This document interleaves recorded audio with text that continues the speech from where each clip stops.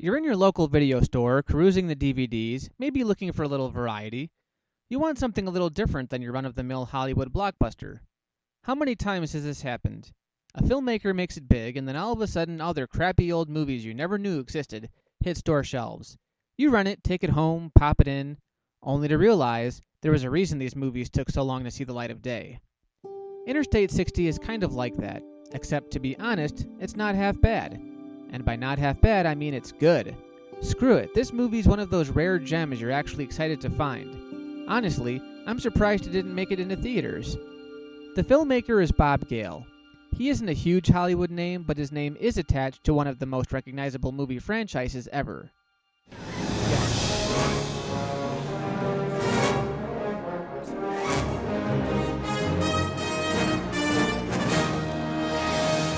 Yes, Bob Gale wrote the Back to the Future trilogy. You'd figure, hell, if anything, the writing would have to be decent. For a movie that didn't get a theatrical release, look at this all-star cast. It's got Cyclops from X-Men, Janessa from Jason X, Kimberly from Power Rangers, the dad from October Sky, Commissioner Gordon from The Dark Knight, that hot chick from Crank, Snake Plissken from Escape from New York, and of course, Marty and Doc Brown. What is this, Back to the Future on steroids? To be fair, most of these guys just have brief cameos, but for such a recognizable cast, it makes you wonder, how bad did this movie suck for it not to garner a theatrical release?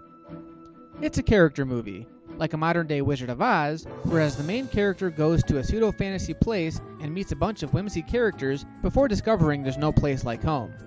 But in this movie, he isn't so much trying to get home, he's looking for an answer to his life, and the characters are there to help him find what that is.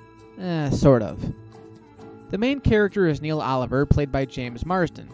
He's an aspiring artist whose dad is trying to send off to law school, but Neil just doesn't see a courtroom in his future. His dad also criticizes his artwork, telling him to accept his passion as a hobby and to go for the big money job. If you ultimately decide law school is not for you, then I'll live with it. But at least you'll be a Bradford fellow, and that's something you can always take to the bank. Basically, he's hand-feeding his son his future, setting up his interviews, and even buying him a fancy red convertible for his birthday, which Neil scorns because he'd rather have a new set of paintbrushes. Yeah, he's a humble guy. His girlfriend isn't that supportive either.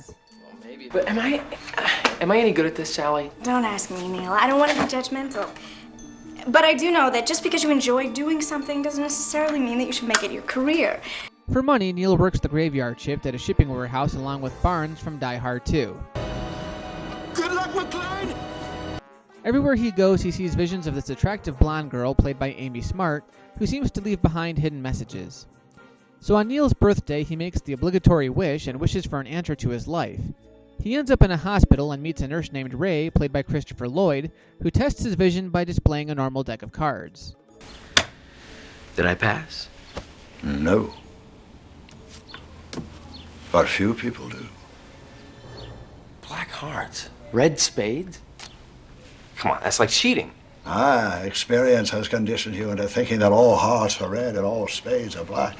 Because their shapes are similar, it's easier for your mind to interpret them based on that past experience than to be open to the idea they could be different. Neil then gets an obscene phone call telling him to be at a certain place at a certain time. He gets there and meets Ray, who acts like they've never met before. He asks Neil to deliver a package to Denver and tells him the quickest way to get there is by driving through Interstate 60. Well, here's where the fantasy comes in. There is no Interstate 60. It doesn't exist. Somehow he finds it anyway, and within minutes he meets the Master of Ceremonies, O.W. Grant, played by Gary Oldman. Yeah, I know, without the glasses, the mustache, and that poker face, it's hard to believe, isn't it? By the way, the O.W. stands for One Wish. Grant also gives Neil his birthday gift, a magic 8-ball that answers his questions. In the second act, Neil and Grant traverse the highway and meet up with a slew of colorful characters, like the Tin Man, the Scarecrow, and the Cowardly Lion. Just kidding. Grant comes along at the beginning, but later he leaves Neil to find things out on his own. He meets a promiscuous hitchhiker played by Amy Johnson. So where are you going, Laura? Me? Oh, I'm going to find the perfect fuck. An elderly gentleman with an infinite appetite. Yeah, can I take your order? 15 double cheeseburgers, please. Look, are you drunk or something, mister? Well, I don't know. Can you get drunk on 6 beer? An anxious mother in search of her son, and a charismatic cancer victim named Bob Cody, played by Chris Cooper, who despises liars and is on a quest to uncover truth. What about space? The final frontier. Star Trek isn't space. That's television. Fine fucking frontier that is. These characters are the icing on the cake and where the heart of the movie is. They're whimsy, yes, but we somehow manage to care for them, what they're doing, and the choices they make, which ultimately put Neil's personality to the test. Eventually, Neil comes to the city of Morlaw, where everyone's a lawyer. You couldn't get any more obvious than that. He gets arrested on a false charge, and while awaiting his sentence, he finally meets the girl he's been looking for, Lynn. They hook up after he passes her simpatico test, where Neil is once again challenged after the police confuse him for an escaped killer. This final act feels like it was tacked on to give us a cheap thrill, and in the end it serves as a mirror moment. You know, when the character is able to reflect on what just happened, therefore looking deep into their soul to see what kind of vile beast they truly are. Or maybe I'm just looking too much into it. Anyway, Neil evades the authorities and finally makes it to Denver, where he delivers his package to... who else? O.W. Grant. You sat in my car with your own package. Why didn't you take it? It's a simple movie, but it has a charm that pulls you in.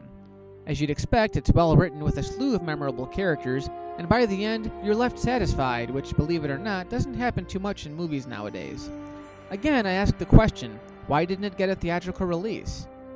One guess would be that it's rated R for language and suggestive sexual content. Oh, God damn it! Oh, God damn it, look at my suit! Oh, shit! Oh, fuck! But aside from that, it doesn't lend itself to an adult audience. Seriously, anyone could watch it and be entertained by it. It has an all-star cast. Look at that cast! If Interstate 60 proves anything, though, people want movies with good stories and rich characters. Actors with very high profiles have offered their talents to low-budget productions simply based on good scripts. Interstate 60 isn't an effects movie, and it's not an action movie. If it wasn't for the big list of cameos, this would be the kind of movie you could find on Lifetime.